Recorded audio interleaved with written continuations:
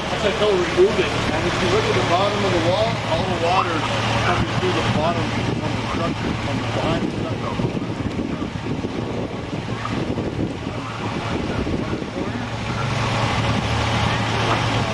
Was the water coming over Like the wall? Niagara Falls. Okay,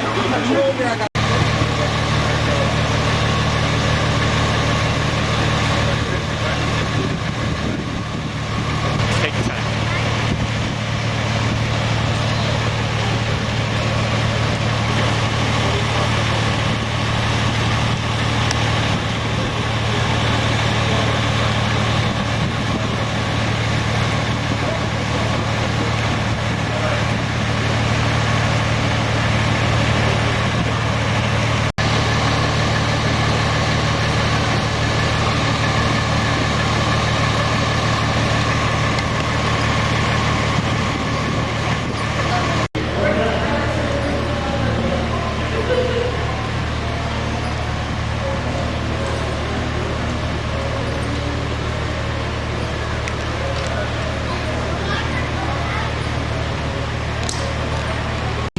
Va a ser una movie aquí.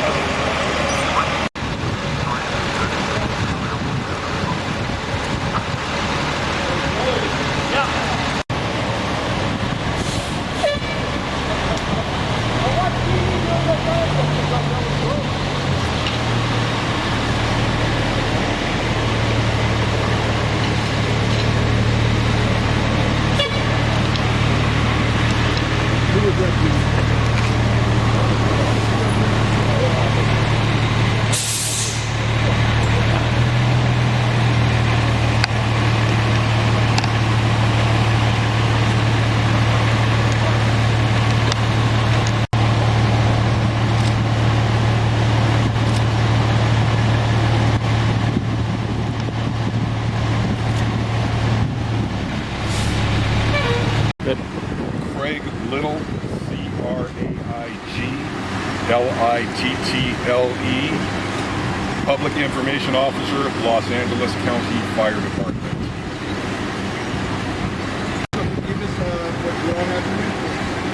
Yeah, at about 2:40 this afternoon, 2:40 p.m. this afternoon, units were dispatched to a mud and debris flow incident around the 700 block of Deep Valley. Minutes after arrival, they were also, secondary units were also called to a collapsed facade at the 550 block of Deep Valley. And this would have to be at the Rolling Hills Plaza Promenade. 550 Deep Valley. Structural engineers are on the way to find out if there's any further damage to the rest of the parking lot. But primarily it was damage to a facade, too much water collecting over, and ultimately collapsing in the front. There were no injuries, there were no damages, there was no damage to any automobiles or anything like that. And we are waiting for more structural engineers to assess the situation on the parking lot as a whole. do we know how old the parking structure is and how long it's been here? It was built approximately in the 80s. I'm not sure if it would be the early or the late 80s, but the parking structure was built in the 80s. Were there two planter boxes, one on the top floor and one on the bottom floor? I believe there was only one planter box that collapsed on the top floor. Did it cause like a chain reaction to the bottom floor also? I'm sorry, I'm turning around there. I didn't, yeah. I got to find more information on that. Obviously, you see the structural damage on the bottom as well. As of right now, it looks like there's only structural damage to the facade area, but not the rest of the parking lot. But that will be determined by our structural engineers from the city. Are there still still cars inside? There are still a few cars inside. Is this the only exit? No, there are other exits on the other side. So the cars will be able to get out of there? All of the cars should be able to evacuate the parking structure. I noticed that you were up in the top and there was a lady who was pointing here to this corner. What was that about? Yes, that was the owner of the entire facility, and essentially the planters were structurally held together by two steel beams, and once we had excess water that went into the planters and the weight was too much to bear, and the facade collapsed. Design. It was like a design flaw. I can't comment on that at this point, as far as if there was a design. Do we know what kind of flowers? No, we do not know what type of flowers there are. So the rain definitely had an impact on this happening. Pardon me? It did have an impact on this side. We definitely will not be having any traffic going in and out from where the structure collapsed. Was anybody even near it when it collapsed? To my knowledge, no one was anywhere near where the collapse occurred. It's a terrible thing to happen right before Christmas when everybody's out shopping and stuff like that. A lot of people in the stores buying presents and stuff. Definitely. During the Christmas rush, this is something we probably wouldn't want to have, or the owners of this facility would not want to have, to eliminate any kind of parking for holiday shoppers. Kind of dodged the bullet here, huh? Because nobody was under it. We are definitely lucky that there was no one directly underneath the facade area. Estimated time of closure? Don't have an estimate for you as of yet. Check that. Any other access point? I mean, is the structure at some point safe? Maybe the western side or the southern side? You know, obviously this side is not so much. Not sure. That's why we have our structural engineers coming out right now just to assess if the rest of the parking structure is safe to have traffic. What was the other call that was nearby? The other call, which was right down the street, 710 Deer Valley, that was a call of mud and debris flow, and that has been mitigated. This is definitely the more important call. How many trucks were called on this?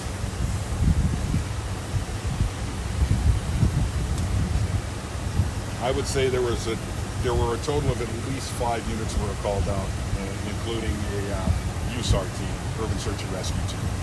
I saw one of the big cranes. The excavator? Correct. Yes, we did have an excavator as far as that's concerned. I'm not sure of the total number of units that were called. Inclement weather is going to be expected for the next couple of days. What would be your recommendations to people just to, you know, keep an eye out for this puddles and things of this nature? So to prevent things like this happening. To prevent, or just to be in the area where this might happen, Or the awareness of where you are, right? Yeah, it's always important when you're in areas where we have potential for mud and debris flow, just to be aware of your surroundings where you happen to be parked. I'm good. I'm good. And with the accumulation of water puddles and or obstructions, any recommendations that you can give? At this point, this is an anomaly. This normally would not happen. So I couldn't give you any.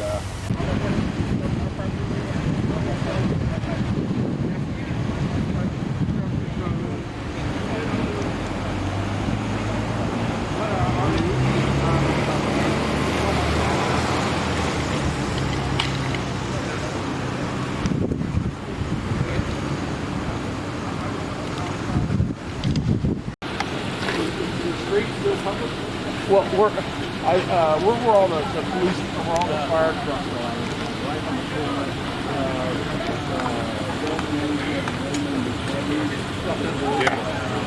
You're behind you right there.